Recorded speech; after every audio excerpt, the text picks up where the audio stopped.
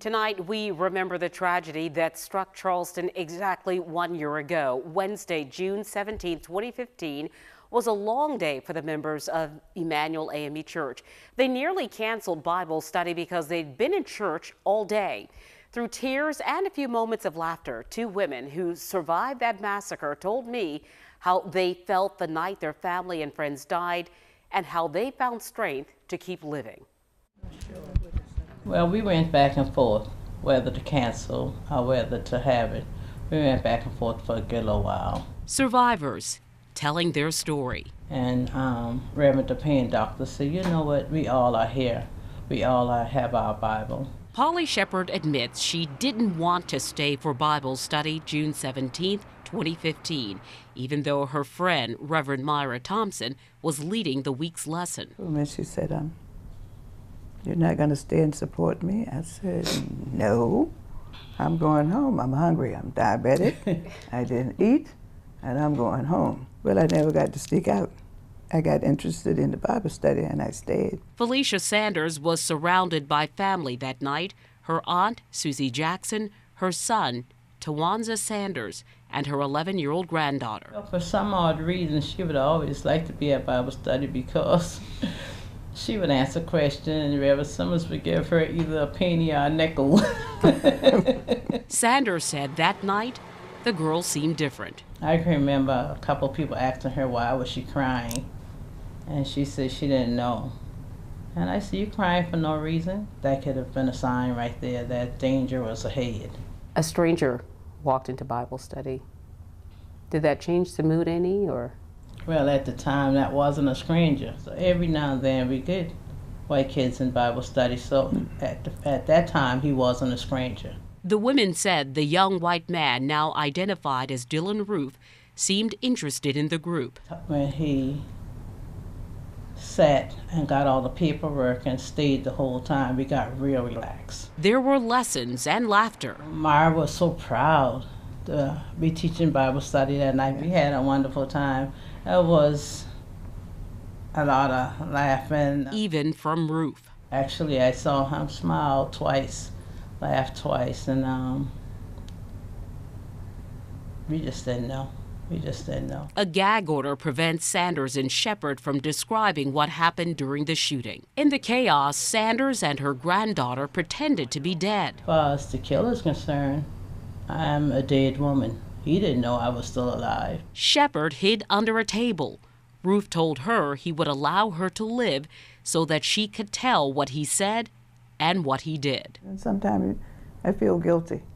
All of these people are gone and I'm still here. But I know God has me here for a reason, and I have to try to carry it out, whatever He left for me to do. The Lord had to talk to me and say, you didn't lose anybody. You're not like the other people who lost family members. I left you here so you can tell about my goodness. So you can't do it with anger in you. As far as forgiving him, it wasn't for him, it was for me. Mm-hmm. He can care less if I forgive him. So it was for me. It's a part of healing. Sanders suffered additional torture and torment that night. I always felt he was safe when he was with me. She watched her 26-year-old son die as he pleaded to be allowed to live. She misses the young man who worked 2 jobs, wrote music and poetry, and rode the bus to Bible study. We all tell Tawanza, you need to focus on one thing. Focus on one thing. Focus on one thing. It's not until after he died we realized that he couldn't focus on one thing because he had to get it all done. What about the punishment? Do you think it's appropriate, or what would you think is reasonable punishment? Whether he gets every day of the rest of his life in jail or whether he gets the electric chair, that was the choice that he made. No one gave it to him. That's what he gave himself. I don't believe in the death penalty. I believe at 21 he should have a chance to turn his life around, and God will save him. The women said the past 12 months have been filled with talks and speeches and meetings, but little time for grieving. It saddened me to think that June 17th is here again, and I hadn't even grieved June 17th of last year. And I'm just glad I haven't broken down. Every now and then I feel very anxious and nervous, but it goes away. With prayer, it goes away. Sanders and Shepherd have traveled the world together. When we went to South Africa, when we got off the plane, people knew us. They said, "We saw you on TV. You were very resilient. We love you." But neither is comfortable with the spotlight. Yet they find the strength to offer their profession of forgiveness. My prayer is, Lord, I didn't apply for this job, but since you gave it to me, you have to give me the courage. You have to give me the words. You have to be with me and get me out to speak or whatever I have to do. I don't understand how that could have happened in Bible study. That's one of the things that stick with me every day. I probably ask myself that every day. How could that happen at Bible study? I don't know if I'll ever know the answer, but that's one of the things that I think about all the time. They have suffered more than most, mentally and emotionally, but they are alive. They are survivors. We may be different in skin color, but we mean each other no harm. And I'm going to say that till the day I die. We mean each other no harm, because that was my son's last words. Two remarkable women. Thank you, Ms. Shepherd and Ms. Sanders, for sharing your story with us. As we go to a break, we show you some of the special moments during today's one-year anniversary commemoration at TD Arena.